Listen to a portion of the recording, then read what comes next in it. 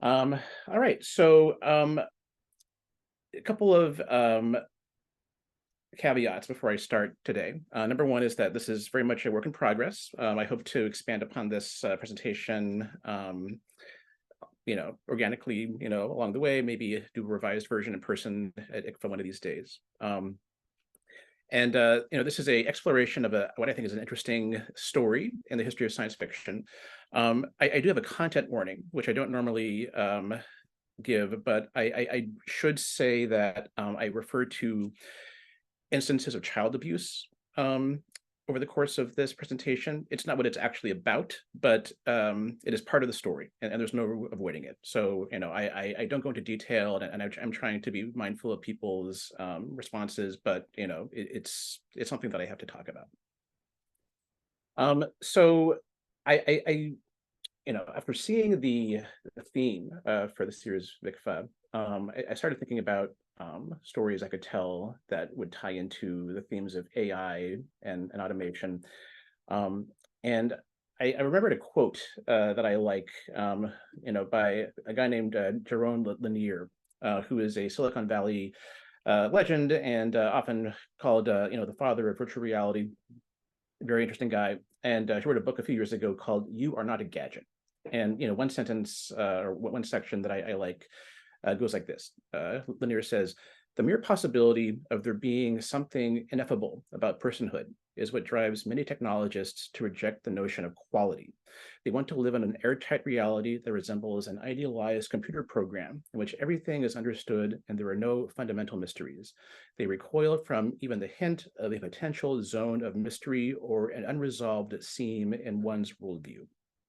And the reason that this quote strikes me as interesting is that I think it actually expresses not just the technologists that Lanier is talking about here, but also a theme that I've seen in American science fiction, and I think it's a central theme in American science fiction, and in some ways as central as space flight, say, and it's the idea of a science of the mind. Um, so if you go back to what's called the golden age of science fiction, which is sort of my field of expertise, you see this in stories and in editorials and in discussion in these magazines. You see the question of, can you turn psychology into a science, or a field like engineering, where if you put something into the mind, you know what you're going to get out.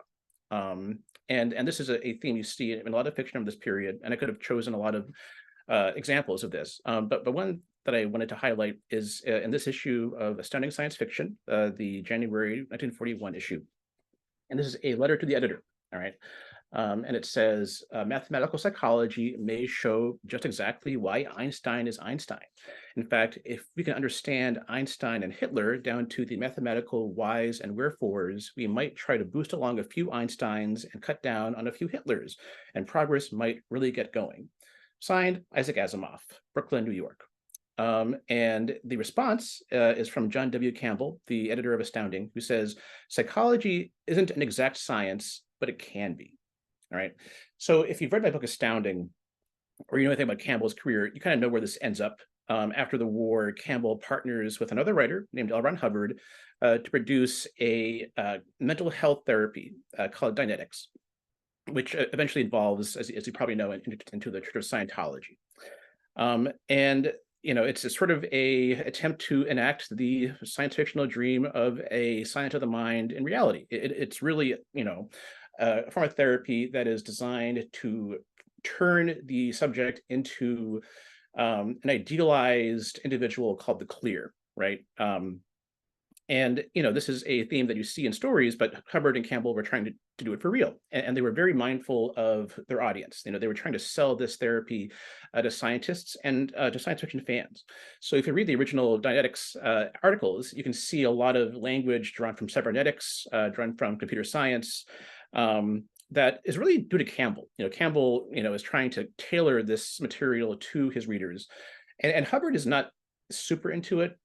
Later on, the two of them have a falling out, and Hubbard, goes off with his followers to found Scientology, and he discards a lot of the cybernetic material that Campbell had imposed on him. But the impulse to quantify remains, and I think this is interesting. So in the 50s, Hubbard developed something called the emotional tone scale.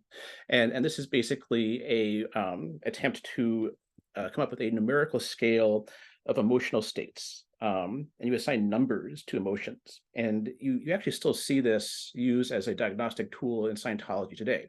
So it runs from death at 0, to fear at 1, antagonism at 2, all the way up to enthusiasm at 4, and 40 is serenity of beingness. But there's this very, very interesting attempt to be very precise. So making amends is 0.375. So all these emotions are assigned a number, and the idea of like reducing people to numbers, or at least of reducing human personality, human temperament to numbers, is one that you kind of see again and again in science fiction. So I've talked about Hubbard a lot, and so I'm not going to refer to him again today. But there's another story that unfolds around the same time that I haven't talked about in public before that I wanted to highlight, which I think has some interesting connections here. So this is going to be about a guy named William Herbert Sheldon. All right. So Sheldon was born in Rhode Island in 1898. He studied at the University of Chicago. And for most of his life, he had 2 careers. All right. So among certain people, he was best known as a numismatist, as a coin expert. And so he was the author of books like Penny Whimsy, which talks about the American large cents, and was sort of an authority in the field for many years. And he was known for trying to make the science of or the study of coins more quantitative. So in Penny Whimsy, he gives you a quantitative scale for reading the condition of rare coins. And it's basically a scale that goes from 1 to 70. It's called the Sheldon scale, and it's still the basis for the standard scale used by numismatists today. And Sheldon says that this is a scale that is intended to aid those who think quantitatively rather than archetypally. So he's replacing the qualitative verbal descriptions that coin dealers would use in the past with a apparently more objective numerical scale. All right, which seems reasonable. Okay, so it seems like a fairly reasonable thing to do. Okay, but the thing with Sheldon is that for most of his career, numismatics was a sideline. He was primarily a psychologist, and he spent years trying to do for people what he did with coins. So in books like The Varieties of Temperament, he developed a theory called semetotyping, or constitutional psychology. And it's interesting because he starts out by trying to define different personality types based on traits that seem to cluster together. So relaxation and love of comfort, sure. Or unrestrained voice and need of action when troubled. Or sociophobia and vocal restraint. So this is reasonable. It's sort of like a BuzzFeed quiz. It's like what type are you, right? But what makes Sheldon interesting is that he links it to body type. All right. So some of you may have heard of the concept of the endomorph, which is a person who is physically soft-rounded, the mesomorph, who is physically firm and rugged, and the ectomorph, who is physically thin and fragile. And Sheldon, some people think that Sheldon was saying, "Oh, you're one of these 3 things." He's actually saying that everyone has elements of each type in them. All right, to different degrees. And so he develops the system where he can give each person a 3-digit number. All right, based on the extent to which you express endomorphic, mesomorphic, and ectomorphic traits. So, for example, and every type of a body is given a rating on a scale from 1 to 7. So, for example, there are 88 somatotypes that he catalogs, and the typical member of Phi Beta Kappa, for example, is a 225. Superman, he says, would be a 272. And these numbers determine character. You can look at someone's number and draw conclusions about what their personality is likely to be like. So, for example, mesomorphs, or people who have pronounced mesomorphic tendencies, he associates with criminality. So that's just one example. And this was, a mainstream idea for a while. The image I have here is actually from Life magazine in 1951. And so, for a while, this was a theory that was taken seriously.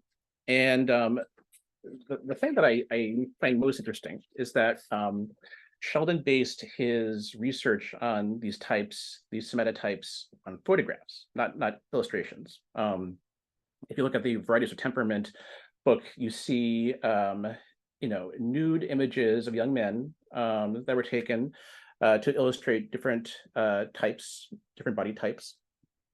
And he also published a book called The Atlas of Men that contains hundreds of nude images with the faces and other parts of the body blurred out. And actually, in the original version of the slideshow, I had a few sample images, but I realized that nobody wants to see that, so I removed those. So if you're curious, you can look up Atlas of Men online. It's scanned on archive.org, and there are hundreds of these photos. And so the obvious question is, where did he get all these young men to pose for these photographs? And the answer is Harvard. All right. So if you're curious about this, I recommend a 1995 article from the New York Times called "The Great Ivy League Nude Posture Photo Scandal." All right, which is a very interesting read, as you might guess. So it's by the reporter Ron Rosenbaum, who reports that when he was undergraduate at Yale in the 60s, he actually had this, incident where one day he was, taken into a room, told to remove his clothes, and they attached metal pins to his spine. All right, and they took photographs of him, saying that it was for posture correction, and that if the photographs showed poor posture, he would be asked to attend a posture remediation class. But there were always rumors that these photos were being used for something else. He notes that it was a widespread practice at Ivy League and Seven Sisters colleges. He notes some of these celebrities, from the mid '90s who might have had their photos taken in this way, from George Bush to Meryl Streep. And there are always, concerns that maybe, there was a deeper story here. And Rosenbaum eventually gets a credible lead that they were used by William Sheldon, the guy I mentioned earlier, for his somatotype studies, which is clearly a very interesting allegation. How did Sheldon get access, and how did Sheldon convince the Ivy League to take thousands of nude photographs of students for his research project?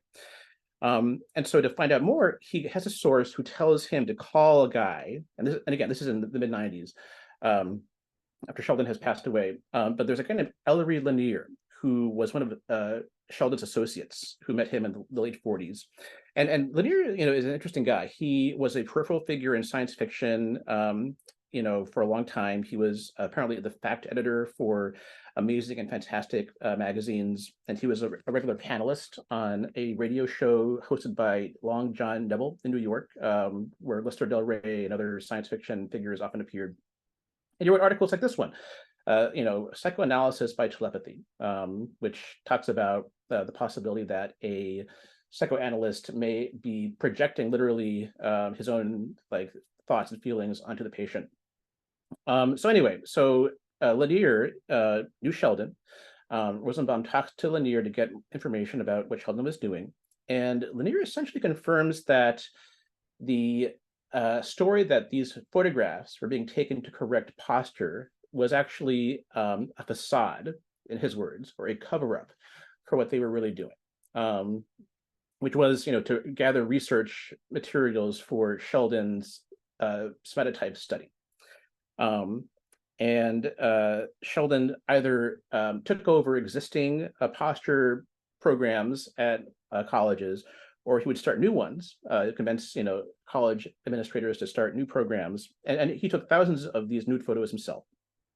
And Lanier, when reached about this, he defends it. He says that this was a valid science, and he actually says that he is doing measurements of Woody Allen and Mia Farrow to determine the reasons for their divorce, which he attributes to the mismatch in the time horizon of the two people involved. Just as a footnote, the Woody Allen and Mia Farrow divorce was not about this. It was about something else entirely, but it's worth noting, in light of what is, coming up. So what happened to Sheldon? The very short version is that his project fell apart when he attempted to follow up his Atlas of Men with an Atlas of Women, which would contain, hundreds of nude photographs of young women taken at the Ivy League and Seven Sisters colleges. People freaked out, word got around, many, but not all these photographs were burned or destroyed. And that's kind of the end of it. All right. At least for this phase. But as Rosenbaum points out, personality to a single number is a recurrent one. We see this impulse before, and we'll see it again. He says that it's important for people to be skeptical of what people like this would claim, which is true. But what I want to underline here is that Sheldon was seen as credible. He was persuasive at the time. All right. One of his leading supporters was a man named Ernest Houghton, who was an anthropologist at Harvard who was an expert on comparative anatomy. And he supported and endorsed Sheldon's work.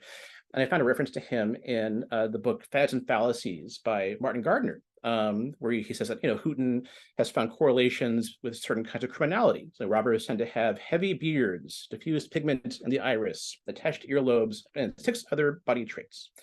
And then Gardner says, Houghton must not be regarded as a crank, however. His work is too carefully done to fall into that category. So this is Martin Gardner, all right? This is the king of skeptics, all right? And he finds Houghton's work credible, and he took him seriously. And the point here is not that Martin Gardner should have known better, but the point is that these men were convincing. Sheldon, I should note, was a really good writer. Those books are actually very well written. And he spoke the language that would get results within the closed world of the Ivy League. So he seemed like someone who was serious and should be taken seriously. That was a facade. All right. Sheldon was not honest.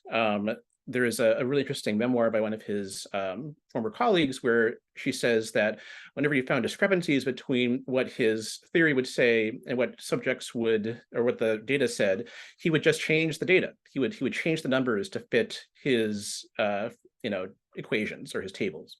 Occasionally, he would physically trim photographs to make them line up better with the idealized somatotype that they were supposed to illustrate. So he was intellectually dishonest. He falsified data to fit the formula. And again, you might say, well, obviously, this approach is problematic when it comes to trying to talk about human personality or human beings. But his ideas were also wrong when it came to coins. All right, you might think that the coins would be more amenable to this kind of approach. But, one of his collaborators says that this formula, that he used to estimate cent values was wrong, as early as the mid 50s, it wouldn't work in practice. And the reason is that just like with human personality, the value of a coin is subjective. It's very hard to reduce these things to, a science or to a reliable system. And the punchline is that Sheldon wasn't just intellectually dishonest. He was just dishonest, period. So he was a coin collector, not surprisingly. And during his lifetime, he had access to the collection of the American Numismatic Society in New York, which was near his house. And eventually, people started to realize that there were some discrepancies in the descriptions of these coins and in the actual coins that were in the collection. And they realized that for years, Sheldon had been swapping them out. He'd been taking inferior samples from his collection and trading them, switching them with the better versions in the ANS collection. And he did this, for 100+ coins. So he stole from the society, that he was supposed to be consulting for.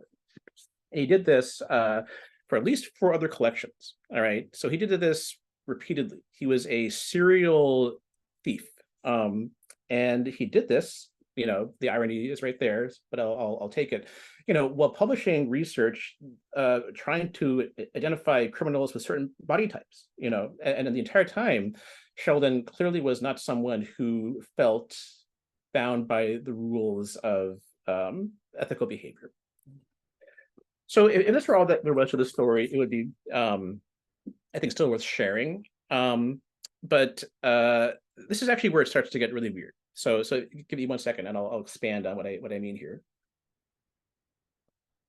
So buckle up. All right. So our source for the next chapter in the story is a guy named Jack Sarfati. So Sarfati is still around. He's a physicist who I would best describe him as a member of the Esalen crowd of the 70s. So if you've ever seen books like The Tao of Physics or The Dancing Woolley Masters, he was part of that circle. Today, he is best known for his association with Uri Geller, the Israeli psychic, and for his interest in subjects like ESP and remote viewing. All right. Um, so when I was doing research into Sheldon, I found an interview from 2010 with Jack Sarfati, where he says that he was part of a group of super kids, these genius kids that were being studied at Columbia University Laboratory of William Sheldon and one of his assistants, Walter Breen. He says that Alan Greenspan was part of this group before he was. It all had to do with Ayn Rand, and the government, Sandia Labs. And he says that this group of super kids were being tested. They were trying to induce powers in them like telepathy, ESP, psychokinesis, trying to get them to move objects. It never actually worked, but they tried. It says they talked about aliens and flying saucers. And he says, oh, and I met Isaac Asimov at that time. And the interviewer says, when you're part of this program, and Sarfati says, yeah, they used to take us to all these sci-fi conventions. Walter Breen was very much part of the sci-fi scene then, and also he's one of the founders of Mensa. And then if you look a little bit deeper, Sarfati talks about this in his memoir, where he talks about being part of a group, run by the late Walter Breen, an associate of William Sheldon, that he was funded by one of the founders of Texas Instruments, Eugene McDermott, and so on and so on. So I'd pause here to say that there's clearly a conspiracy theory kind of angle here that I want to explore because it's just a little messy. I'm just trying to figure out in general what Sarfati is describing here. So the most detailed account appears in a revised version of his memoir, where he says that the kids in this program were tested for ESP, and he claims that Breen was, quote, talent spotting for a project organized by William Sheldon, who advocated a theory of genetic destiny that his critics regarded as little more than repackaged eugenics, and that Walter Breen, referred to the group as mutants. He might have been only partly joking. To him, they represented a new type of human.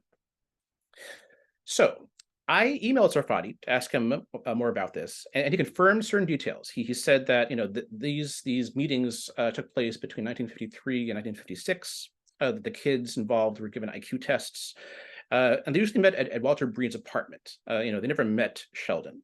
So I have to underline the possibility here that Sheldon either was not involved at all, or it was involved only peripherally with what was really Walter Breen's project.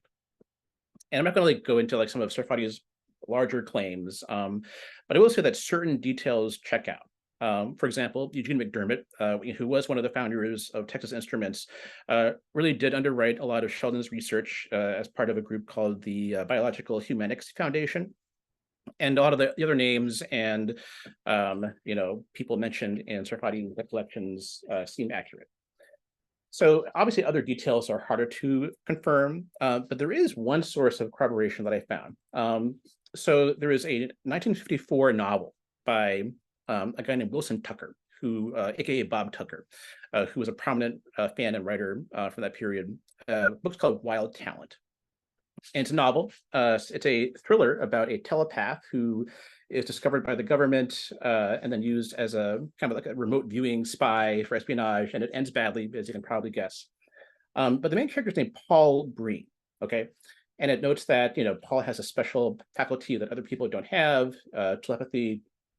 At one point, Paul Breen talks to his government handler, who says that he's afraid that the Earth is about to witness another struggle between the old and the new, between common man and advanced man, and raises the possibility that Paul is not the only one. And then he says that the government is looking for people like this. We are looking at people who've been processed by the army, and we're looking at every record, every rating, and every intelligence test, because we find one more just like you, it will be well worth it. So Paul Breen, shares the last name with Walter Breen, who is the person that Sarfati names as the head of these super kids experiments, right? And the question, does this mean anything?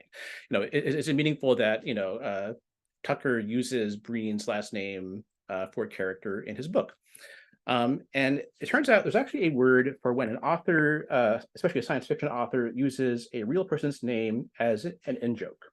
It's called Tuckerization. It's named after Wilson Tucker. All right, this is the act of using a person's name and sometimes other characteristics in an original story as an in-joke. So I can probably say, I can safely say that if Wilson Tucker named a character Breen, it probably means something, okay? Which brings us to Walter Breen, all right? So I apologize in advance to anyone who knows where the story is going, because there are certain things I can't avoid talking about, but it is all for, I think, a good reason. So Walter Breen, and again, this is the man who Jack Sarfati said was running William Sheldon's work with Super Kids, was born in 1928. And, it's fair to call Breen a polymath. He was incredibly bright, involved in many fields, primarily numismatics, okay, and coins. And this is how he first met Sheldon in 1950. So Sheldon takes Breen on as his mentor. Breen is also mentored by another numismatist named John J. Ford, and I'd recommend you look him up. He's another kind of shady figure who I think is typical of some of the people in these circles. And Breen expands on Sheldon's work on coins. This is enormously important work in numismatics. If you look in coin collecting for dummies, you still see the Sheldon Breen rarity scale, which is still used by collectors. And the question obviously is like, how much do we know, Breen was involved with Sheldon's other work, like the somatotyping studies. And as far as I can tell, he was not directly involved, but they did share certain interests, all right? Breen does say at one point in one of his fanzines that he's taken part in ESP experiments described by the American Society for Psychical Research as, quote, impeccable, which will be written up elsewhere. I've not found that anywhere. I should note that Ellery Lanier, Sheldon's other associate, also reports having taken part in ESP experiments. So there is something going on there. I don't know what it was. I don't know if there was a government connection. I kind of doubt that, but there it is. And there's no question that Breen had an interest in quantifying human personality, especially genius. So this is an article from the UP from 1957 about a, quote, lonely genius club that Breen founded. A young man mostly looking for genius women who are willing to wed and produce future generations of geniuses. And it says that Breen claims he can spot a fellow genius through several hours talk and a 14-page test he devised for the purpose. It says that Breen aims to campaign for a special school for geniuses. And there's a great quote. He says, "It would be a personal tragedy for us both if I married a non-genius." So if you're like a self-proclaimed genius in the late 50s, early 60s, what do? Well, Walter Breen, he becomes very active in science fiction fandom. And he joins Mensa, although he was not a founder, as Sarfati implies. I think at best he was one of the first 200 members of American Mensa. And it's here that in 1962, I met Marion Z. Bradley, and we were married early in 1964. Yes, so Walter Breen was married to Marion Zimmer Bradley, the author of Mists of Avalon, many other famous fantasy novels. And some of you know what comes next. All right, I'm going to be as tactful here as I can. So Walter Breen abused children. All right, this is a fact. All right, I think it's been proven beyond any reasonable doubt. And it was widely known within science fiction circles, at least by the early 60s, especially in the Bay Area. And it led to an incident that you may have heard of called the Breen Doggle, which was the debate over whether to ban Walter Breen from the 1964 Worldcon in Oakland. And eventually, the committee did rule to ban Walter Breen. What I have here is a statement from Alva Rogers, very prominent fan. I've redacted parts of it that are, I think, disturbing, that don't have any relevance to this talk. But, I wanted to highlight the idea that Rogers felt that Breen was confident of the limitlessness of fanish tolerance. All right, he felt that this was a safe space, or, I mean, that's probably the wrong word, but it's a world in which his behavior would be tolerated. And the committee at Pacificon said, no, this is not okay. You can't be trusted. We are not going to allow you in the convention. And this decision was incredibly controversial, all right, in ways that I think are very hard to understand today. I won't go into the details here, but if you want to look up the Breendoggle, there's plenty of documentation about what happened there. And I would say that the people who defended Breen at the time, many of them said things that I suspect they wish they could take back. I do want to highlight a couple of things that fans were saying at the time. Okay, and this is sort of a third-person account, so take of that what you will. But some people were saying, well, we're all kooks. Walter is just a little kookier than the rest of us. Where will it all end if we start rejecting people because they're kooky? And then other people were saying, well, many of us like Marion Zimmer Bradley, and all this is not a very nice welcome to Berkeley for her, that it might strain relations with her Berkeley fans. Okay, so no one comes out of this looking all that great, but it's an example of like how science fiction, maybe like the Ivy League, let's say, it's another closed world. Right, it's a world within itself that occasionally loses perspective. I think that's fair to say.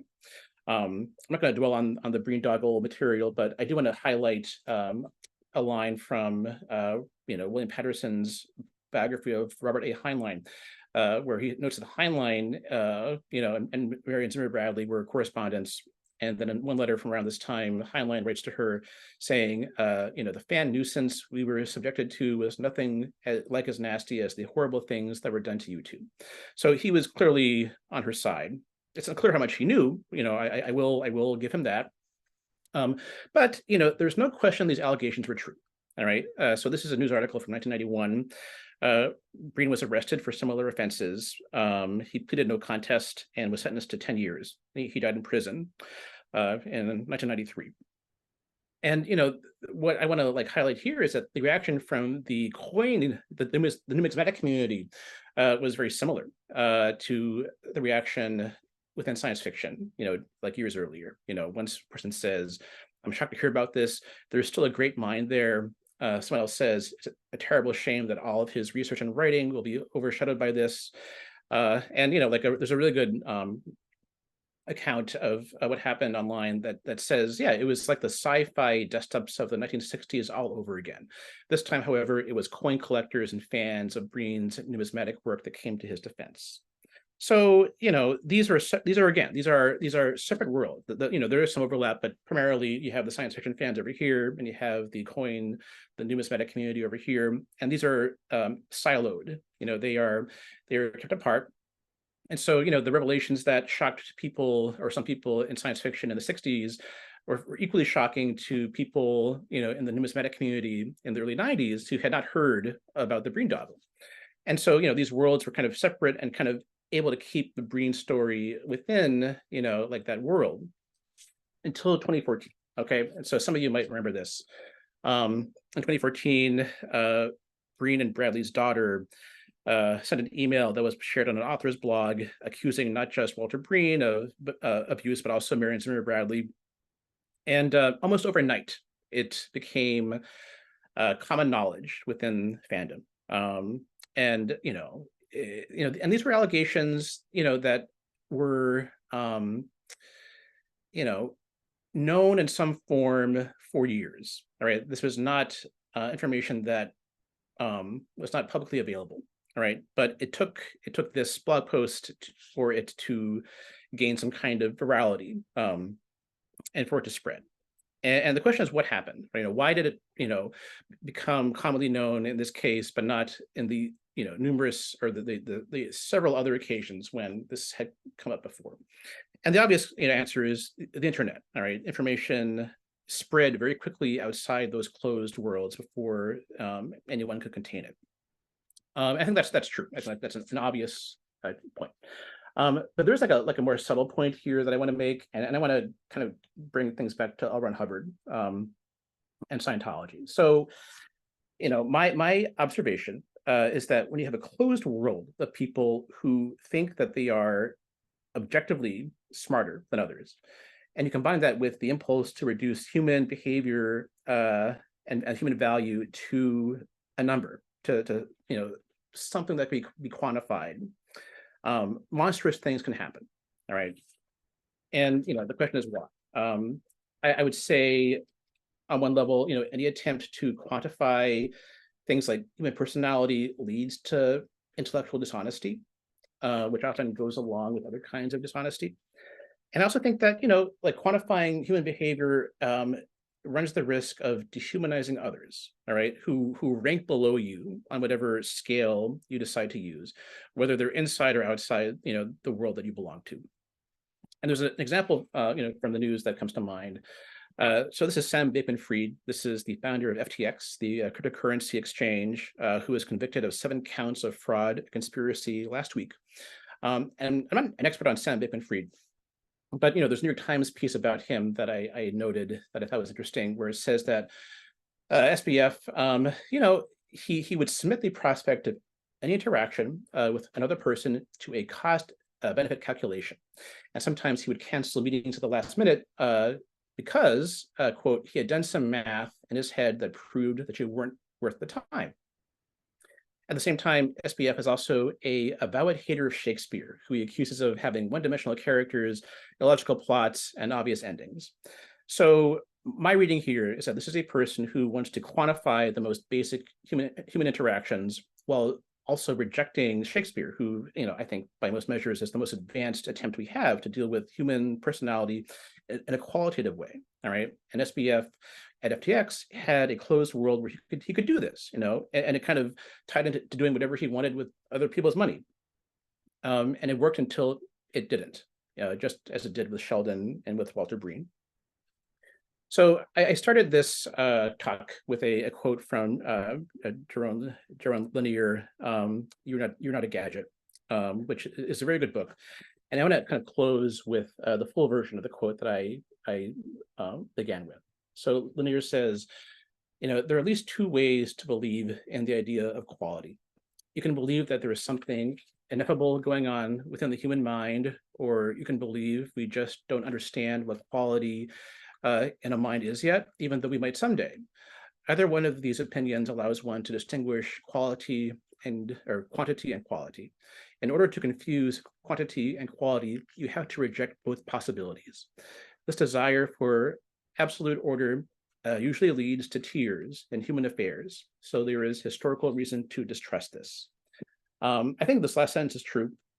I've tried to give some examples of this, and I think Jaron Lanier understands this pretty well too, because remember Ellery Lanier, the associate of William Sheldon, who told Roman Rosenbaum about the Ivy League photo scandal? He's Jaron Lanier's father. All right, I think I'll stop there. Any questions?